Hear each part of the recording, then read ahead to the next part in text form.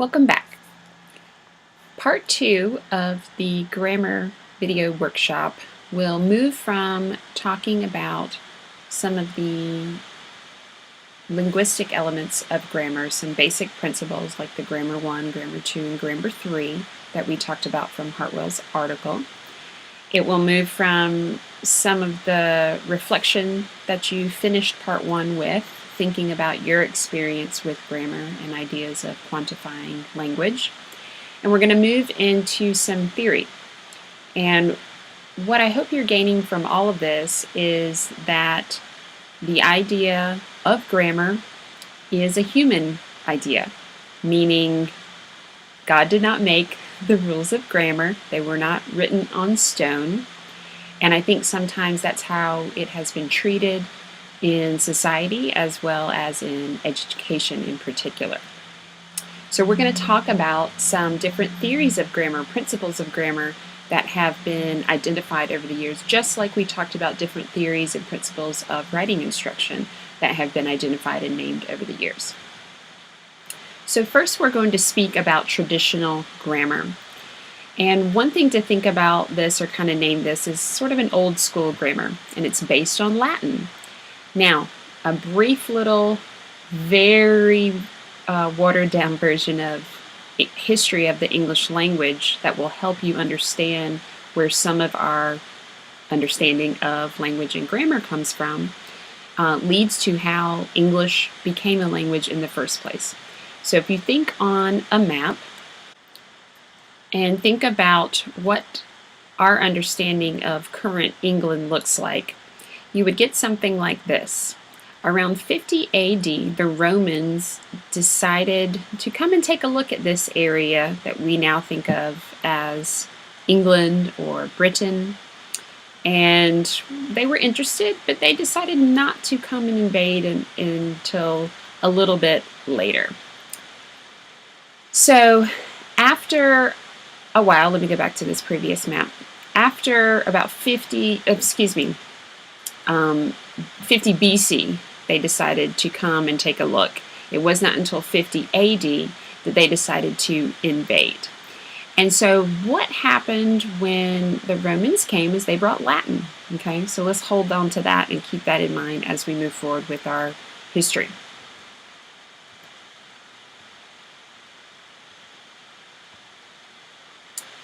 Around 500 AD, at that point, the Romans had left. There was resonance of the Latin language still in the church. So clergy were still utilizing Latin. But we had an invasion of Vikings, Angles, Saxons, Jutes. And this is where we start to attribute the beginnings of what we think of as English today. And at this time, it was Old English.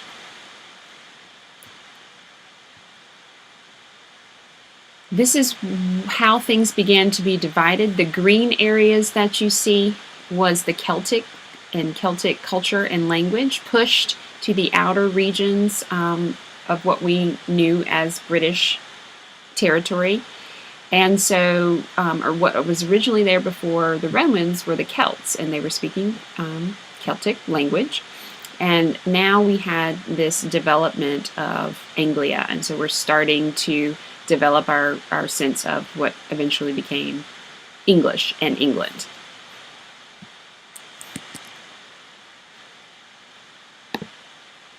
Now, why is that important to know?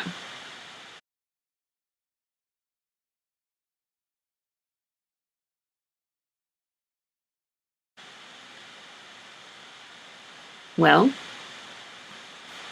as the English language developed, fast forward several hundred years after the invasion of the Romans, and Old English was developed, think Beowulf, based on the invasion of the Vikings, Angles, Saxons, and Jutes.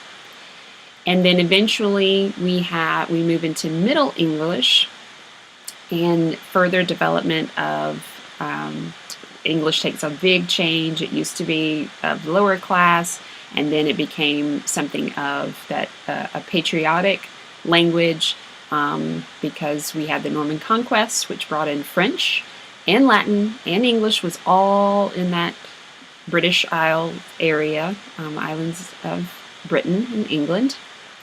And the upper class spoke French because Norman conquest was a French conquest. The clergy were speaking Latin, so in churches you had Latin. And then the lower class, the regular people, the original people of England, were speaking English. Well, then we eventually had the 100 Years' War. We no longer liked French and being associated, so England then became the patriotic language. And at this time, we also started to have some standardization of English. We started to have the printing press, and we had to come up with ways to make sense of the language that everybody could kind of agree upon. So in a sort of arbitrary way, Latin became the premise for understanding what we would consider the grammar of English, and we're going to talk about why that might be problematic. You'll also remember that English becomes a school subject way later, 18th, 19th century, and we talked about this in our composition theory workshop. And so when it becomes a school subject, Latin and Greek were taught, but not the vernacular, and we have this division, right? The broken home, remember that image? And so out of this, we have prescribing rules that should be followed, but they weren't exactly the rules of English, because English is a Germanic language, and Latin doesn't follow the same rules as a Germanic language. So some problems with this traditional grammar theory is stuff like this. So we have a rule. A noun is the name of a person, place, or thing, right? We've all heard that. But what about redness? What about half? What about nonsense? What are those? Is it a person? No. A place? No. A thing? An idea? It kind of gets at it. Another rule is the subject of a sentence is the doer of the action. That's a very common thing to help someone understand how to put words in a certain order, or how to do that grammar 2, naming of parts of a sentence. But what about it seems to be raining? What's the subject? And is it doing anything? So traditional grammar got a little bit complicated and a little bit knocked on. And so structural and transformational theories were developed. These critique traditional grammar, just like any good new theory came about. It usually critiqued the previous. And so it started to present issues with prescribing rules from another language, Greek and Latin, to the teaching of English, which is a Germanic language. So all those rules, a lot of those rules that we think about in a handbook or grammar book are often Greek and Latin rules, and they're being sort of falsely applied or inaccurately applied to English, and we'll talk more about why there might be some problems with that. So structural theories attempted to be descriptive of what actually was happening, and Ferdinand de Saussure is the one person I go to in order to understand structuralism when it comes to linguistics and language study. His view is very complicated, but basically he distinguishes two forms in language. The lang, the idealized language, the rules of language that can form all utterances, and an utterance is kind of the smallest meaningful unit in the language. And parole, the stream of speech that users of the language say. So he distinguished those two. You might also know Saussure for the understanding of the sign, signifier, and signified, and that's basically the idea that our understanding of the word dog, for instance, has 3 elements to it. So we've got D-O-G, the sign, the thing, the letters together that we designate as meaning dog. The signifier, the visual that we get, the 4-legged furry thing, when we think about and see D-O-G, and all of that together becomes, the signifier and signified, and then all of that together becomes the sign. He argued that form structure brings with it meaning, so you can't separate them. And for instance, this helps us understand Lewis Carroll's Jabberwocky. And I'll attempt to read this and you see what you can make sense of. 'Twas brillig and the slithy tove, the gyre and gimble in the wave, all mimsy were the borogoves, and the mome wraths outgrabe. Now, this doesn't really make sense, right? The words, the sign, signified, all of that's not drawing upon things we know. We don't know what slithy is. We don't have any matches for that, or toves. But we can start to look at what is slithy in context of those other words.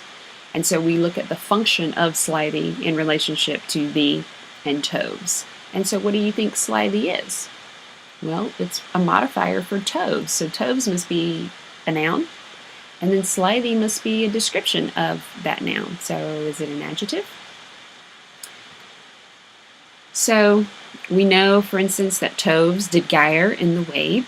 And so toves, in order to be something that can gyre, and sounds kind of like a verb, in something, the Wabe, a place, we start to make sense and even though, again, we don't have the meaning of those words, we can make sense of it, and that's what structuralism allows us to do.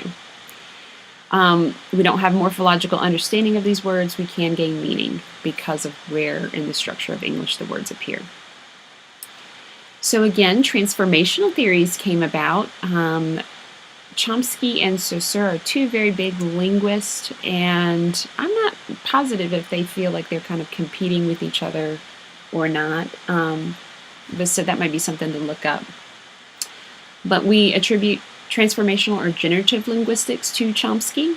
He tried to figure out a theory of grammar that could produce any utterance. He was really interested in the one-word utterance, and then tried to figure out how those could be transformed in all the ways necessary to produce any kind of utterance in English.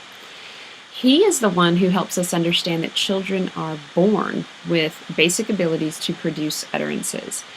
So before Chomsky, we really didn't have a strong understanding of how we knew children develop language, obviously, but we weren't sure how they did that. Is it just because in their development at very early ages, they were able to do the things they needed to do in their brain in order to eventually produce those utterances in the ways that we eventually understand to communicate effectively? He helped us realize that we are pre-programmed, so our brains, pre-birth, are packaged and ready to go. And so when we are born as children, no matter where we are raised, whatever that language is, if it's English, if it's Spanish, if it's German, we will be able to learn that language. We are pre-packaged in our genetic makeup and the way our brains function for language. And that was really cool, transformational at the time, in that learning those initial utterances, the children pick up and transform and generate more and more and more utterances in order to make ultimately an infinite number of utterances. That's one thing that distinguishes, say, human language from animal language. We have an infinite number of utterances, ways that we can put words together that have never been done before and will continue to be able to create new. Functional grammar is another theory that has been named as a way to think about and make sense of language. Michael Halliday is often referenced as the founder of this theory. It refers to the function of various aspects of language: subject, verb, object. For instance, thinking about the function of the verb phrase is often referred in the above bullet. How is it working in relation to the other words? So this is not so much concerned with the grammar too, can you identify the subject and the verb, but rather talking with people and helping them understand what is doing in the sentence, what is often doing in the sentence, what is referred doing in the sentence. Is it modifying meaning? Is it helping us learn more about another word? So is often referred is helping us understand Michael Halliday, which just happens to be the subject of the sentence and the noun in the sentence. Does that make sense? So functional grammar, rather than helping, say, a student get understanding of a subject does this, a noun does this, those rules, those Latin rules sometimes, it's looking at what are those words doing in the sentence. And this is almost more of a writer's view of language. How do I put my words out in such a way so that they function in the most effective way and help guide the reader to understand what I'm trying to communicate. There are lots of more modern current theories of grammar. These others have been around for a while. Some that recognize social and cultural aspects of language development. This leads into Vygotsky's work. He talks a lot about thought and language and how we can't understand thought without language. And so recognizing dialects and audience and intention, how that shapes our understanding, and how there's a grammar, say, for instance, for African American vernacular. There have been lots of studies to talk about how there's a particular grammar. And one cool example of that is I read an article where the example was a teacher said, did Shayna miss the bus today? And a student said, Shayna be missing the bus. And the teacher corrected the student, or tried to correct, and said, you mean Shayna missed the bus? And no, the student meant she misses it multiple times, always. It's an ongoing thing. So be missing was the most effective way for that student to say it, given that student's grammatical structure of their vernacular. So that's one kind of more current modern theory of grammar. Working to understand grammar and its functions within the context of writing and speaking. And so we're going to have some conversations about how do we teach grammar. And research over and over and over the years has said that isolated grammar instruction, like daily oral language practice or daily grammar practice, if you don't know what those are, you could do a quick search and find. That's often a program that's used in schools, or you guys may have had that taught to you in some school area. That part where a sentence is on the board and maybe it's incorrect, or you have to do things to it or identify things in it outside of your own writing.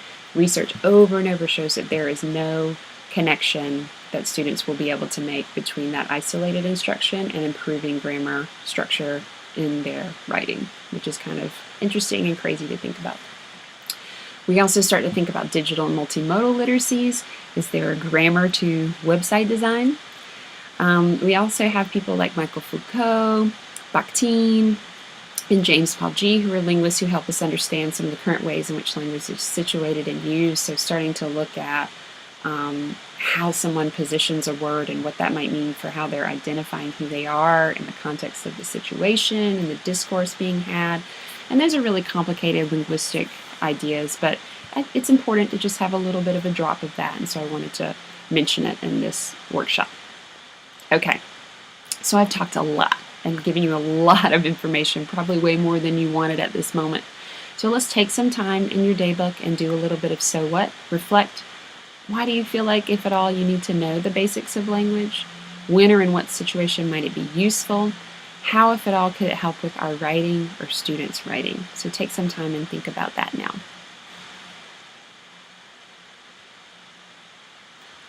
I wanted to end with just demonstrating or pointing you to some of the references that I use so that you can refer to them yourself if you choose to.